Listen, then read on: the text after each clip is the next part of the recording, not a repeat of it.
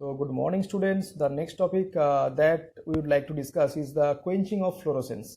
Okay, the fluorescence may be quenched, that means stopped when the excited state species undergo collision with the normal molecules and before it has the chance to fluoresce. That means a molecule which can show fluorescence is excited or irradiated with a suitable wavelength of light, and it is promoted to any of the higher excited state, and then after certain VR process and IC process it comes back to the lowest vibrational level of the S1 state, and then from that level it can emit a photon and come back to the ground state, and this process is called fluorescence. But at that condition, that means the S1 state, after coming to the S1 state, if at that condition the molecule collide with the normal molecule and lose its energy, then this molecule is not a position to fluoresce. That means fluorescence is vanished or quenched. The quenching of fluorescence occurs because of the energy transfer from the excited state species to the molecule with which it collide. Okay, so quenching may also occurs when the molecule change from the singlet excited state to the triplet state also, because the first process I just discussed about this thing, that the excited state molecule collide with a normal molecule and lose its energy. So this is a basically external quenching, you can say. Or the third molecule which is present in the system, which is not even the reactant molecule, or which have no connection with this reactant molecule, but if it is present in the system, it can collide with the reactive molecules in the excited state and snatch its energy, and the reactant molecule cannot in a position to fluoresce. So this is the external quenching. But if the excited state molecule just change its spin state from singlet to triplet, then also it doesn't show the fluorescence property, because we know that fluorescence is coming from the singlet excited state to singlet ground state. So if the molecule change its spin state through ISC and go to the triplet state, then also the molecule cannot show fluorescence, and this type of quenching is called the internal quenching.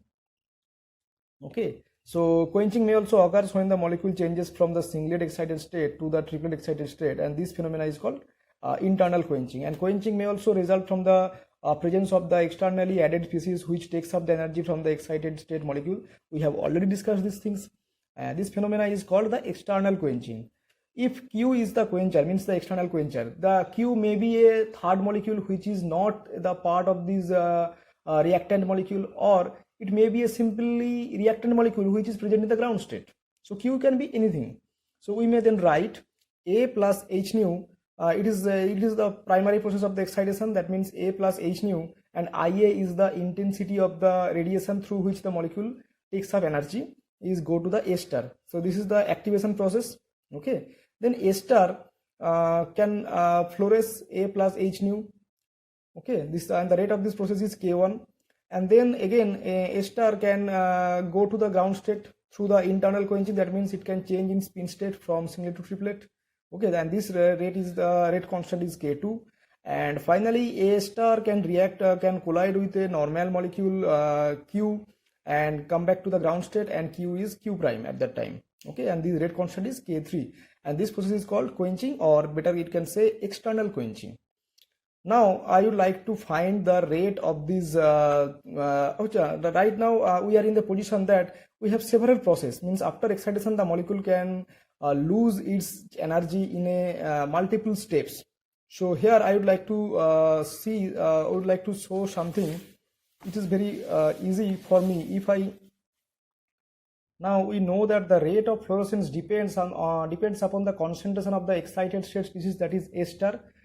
To find the concentration of A star, we can apply the famous steady state approximation, because in that case we can assume that in the whole the lifespan of these reactant molecules, if the A star, that is the excited state of the molecule, maintain a steady value of its concentration, then if you would like to observe the change of this concentration with time within this time span, then its change becomes zero, because A star maintain a steady value or constant value. And if at that condition we would like to find the change over time, then this change becomes zero. That means I can write here, applying steady state approximation to A star, we have DC A star. Where I use DC A star means the concentration of A star. Okay, C A star means C at suffix A star means concentration of A star. Okay, so DC A star by DT, and in the first process, that means in the first process, just a minute, just like to adjust. In the first process, you observe that the molecule is excited molecule is generally promoted to the higher excited state. That means A star. From A to A star formation is the first step, and we know that this step, this is if we just remember few class before, the quantum yield equation. So quantum yield was the ratio of the rate of the change of the moles, number of moles of the reactants with time, divided by the number of the moles of the number of Einstein change with time. And we know that the number of moles of reactant change with time is basically the rate, and the number of Einstein change with time is basically the intensity. And we know for the primary process, one molecule absorb one photon molecule, or I can say one mole reactant for a one mole reaction, one Einstein intensity is one Einstein of photon is absorbed. That means for phi equal to 1, the rate becomes IA, that is the intensity of the light. That's why for the first case, the rate constant becomes the IA. So here DC A star by DT equal to, in the first process, A star is generated, so it is comes, and here we have to remember one thing, in which step A star is produced is come with a positive sign, and in which steps the A star is vanishes, it comes with a negative sign. So first step A star is generated, so it comes with a positive sign, and rate constant is only IA here. Okay, and in the second step where A star gives the fluorescence, that means concentration of A star decreases, so it is proportional to K1 into Ca star.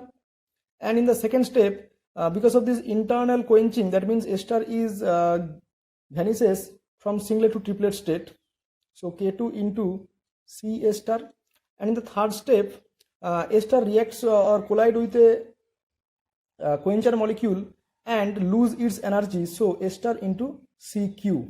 Okay, and that whole process means the rate of change of concentration of A star with time equal to 0, because we assume that A star maintain a steady value of concentration, so with time its concentration change equal to 0. So from this equation I can determine the value of IA, and IA equal to simply K1 into Ca star plus K2 into Ca star plus K3 into Ca star multiplied by CQ, where IA is the intensity of the absorbed radiation. Now at that condition, I would like to give one definition, that means if IF means, here I would like to write, if I suffix F is the intensity of the fluorescence, is the intensity of fluorescence, the quantum yield for fluorescence, the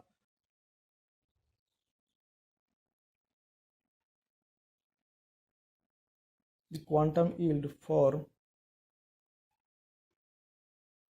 fluorescence, that is phi f, is given by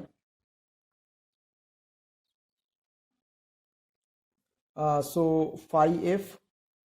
Here I would like to mention one thing. Here I am measuring the quantum yield of fluorescence in presence of the quencher, so that's why I have used this notation, phi f equal to phi q, means in presence of quencher, where q is used for quencher. That means in which step, that is basically the ratio of the intensity of fluorescence divided by the intensity of the incident radiation. This ratio is called the quantum yield. Okay, so we know that IA means the intensity of fluorescence is proportional to only K1 into Ca star, because only this step gives the normal fluorescence, and the IA which is coming from this equation, I can put this total value, that is K1 Ca star plus K2 Ca star plus K3 Ca star multiplied by Cq. Okay, so this is the intensity, this is the quantum yield for fluorescence in presence of the quencher. But now just right now you assume that there is no quencher within this system. Then what happened? Then if I then at that condition express the quantum yield for fluorescence, that is if I write just phi 0. Phi 0 means quantum yield of the same fluorescence in absence of quencher. That's why I use the notation 0. 0 means in absence of quencher. Then what happened? Only K1 into Ca star divided by K1 Ca star plus K2 into Ca star, because there is no third step, because there is no Cq. So Cq equal to 0. That's why this term would not contribute anything. Okay. So this is simplified. If I simplified this thing, then this thing becomes only K1 by K1 plus K2. Now what I can do, I can take a ratio of the quantum yield of fluorescence in absence of quencher and in presence of quencher. That means if I put this equation as equation number 1 and this as equation number 2, that means I would like to do 1 divided by 2, or better I can write not this thing, 2 divided by 1 means in absence of quencher divided by in presence of quencher. Then what happened? This thing will becomes, so doing 2 divided by 1, so 2 divided by 1, that is phi at 0 divided by phi f, and we know that phi 0 means phi 0 gives that K1 by K1 plus K2, and rate of the quantum yield is given by, that means phi 0 means K1 Ca star divided by K1 Ca star plus K2 Ca star, and if I just arranging this thing, then the phi f becomes K1 C star plus K2 C star plus K3 C star into Cq divided by K1 C star. So these two terms cancel out, and if I a little bit manipulate this thing, then after taking the C star common, then its thing becomes K1 plus K2 plus K3 into Cq divided by K1 plus K2, and there is little bit more simplification, K3 into Cq divided by K1 plus K2. Okay, so this thing I can arrange in this way. So phi naught by phi f equal to 1 plus K3 into concentration of quencher divided by K1 plus K2. I can write this thing. Okay, or 1 plus K3 into tau. This sign is for use is generally called as tau. So K3 into tau, where tau equal to 1 plus K1 plus K2. This is basically tau is the average lifetime of the excited fluorophore species, means how much time it can exist in the excited state. Okay, this is the average time. So 1 upon rate constant of K1 plus K2. Okay, so then again after slide more simplification, KSV into CQ. So what we get? So KSV, where KSV equal to K3 into tau. Okay, so equation, this is the final equation. I can tell this equation as equation 3. So equation 3 is known as the Stern-Volmer equation, in which KSV is called the Stern-Volmer constant and tau is the average lifetime of A star in the absence of external quenching. So here I have to write one thing. So equation 3 is known as Stern-Volmer equation. Stern-Volmer equation in which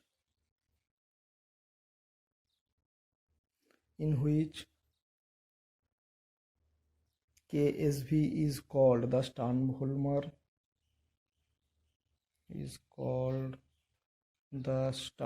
or in short SV constant, and tau is the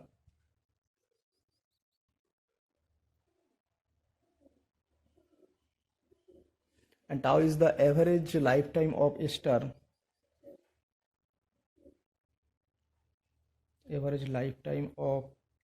star. In absence of quencher. Okay. So from the Stern-Volmer equation, we say that phi naught by phi f equal to 1 plus KSV into concentration Q. So from the Stern-Volmer equation, you can say that the ratio of phi naught by phi f varies linearly with concentration of the quencher.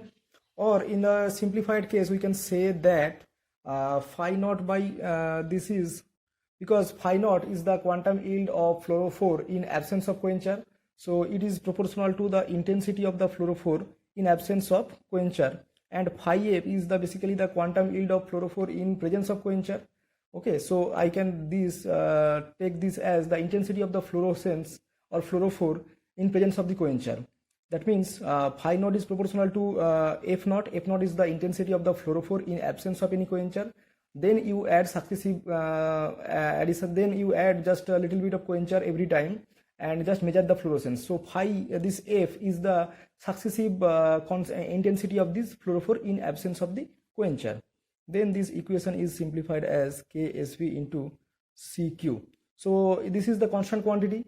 And then when you start adding quencher, then the value of this f decreases steadily, and we will get and the CQ is constantly increasing. So you will get if you plot, this is basically y equal to mx plus c type plot.